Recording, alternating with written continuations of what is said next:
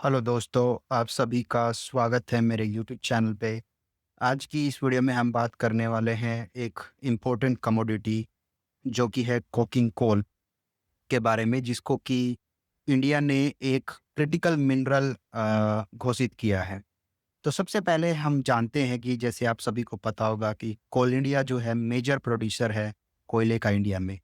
और 2 तरह के कोयला प्रोडक्शन होते हैं, एक होता है कोकिंग कोल और एक होता है नॉन कोकिंग कोल। तो आपको अगर पता हो तो ये दोनों डिपेंड करते हैं कि एफएस कंटेंट कितना है। जहाँ नॉन कोकिंग कोल है वो नॉर्मली पावर सेक्टर्स में यूज़ होता है, जबकि जो कोकिंग कोल है वो नॉर्मली स्टील सेक्टर में यूज़ होता है, क्योंकि ये कोक प्रोड्यूस करता है। और इस तरह के कोयला जो है उसको इंडिया 95% इंपोर्ट करता है, जबकि रिजर्व्स हमारे पास कोकिंग कोल के बहुत हैं। लेकिन फिर भी कोल इंडिया इसका 95% इंपोर्ट करता होगा। और ये बहुत सारी चीज़ें अब कोइंसिडेंट आपको दिखेंगी कि बीसीसीएल जो अपना आईपीओ लेके आया है, उसके पास सबसे ज़्यादा कोकिंग कोल के डिपॉजिट्स हैं और वही सबसे बड़ा प्रोड्यूसर भी है इस टाइम कोकिंग कोल का इंडिया में।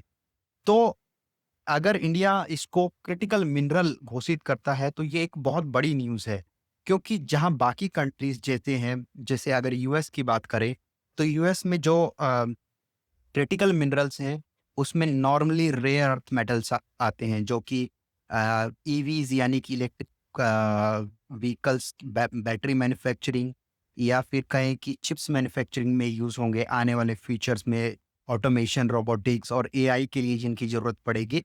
तो वर्ल्ड कहाँ जा रहा है और हम कहाँ जा रहे हैं और हमारी क्या सोच है, वो थोड़ा-सा उसका भी पर्सपेक्टिव हमको मिलेगा इसमें।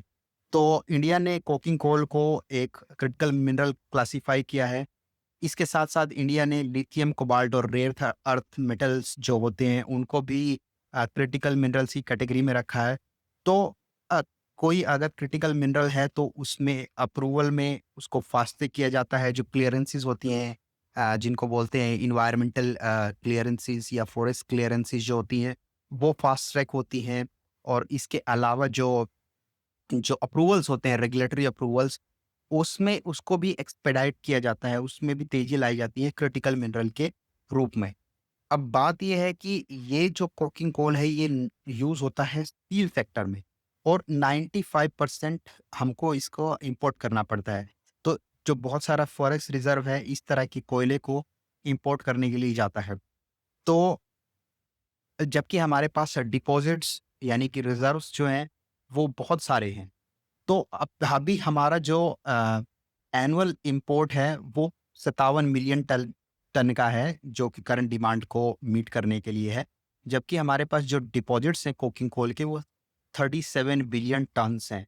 यानी कि ईयर्स ऑफ ईयर्स का हमारे पास रिज़र्व है।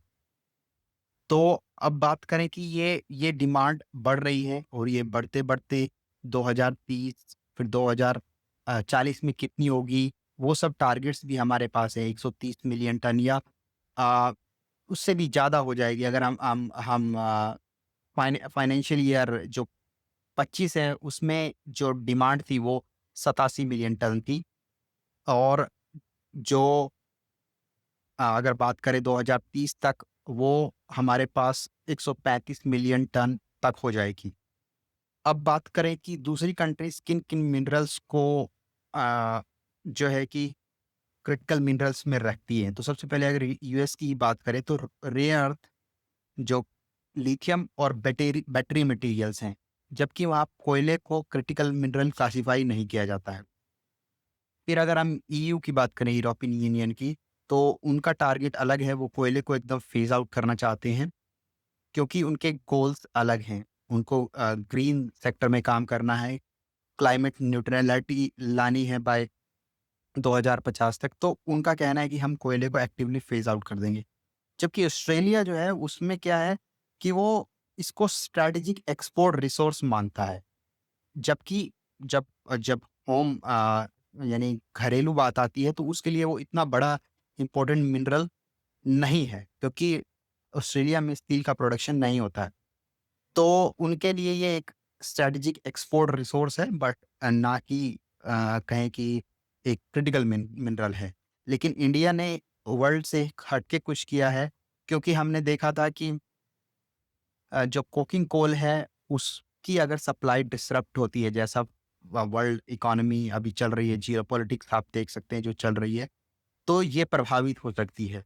और उससे क्या होगा कि इंडिया का स्टील प्रोडक्शन रुक सकता है, और जो एक तरह से इंडिया की ग्रोथ है वो रुक जाएगी पूरी की पूरी, क्योंकि इंफ्रास्ट्रक्चर डेवलपमेंट नहीं हो पाएगा।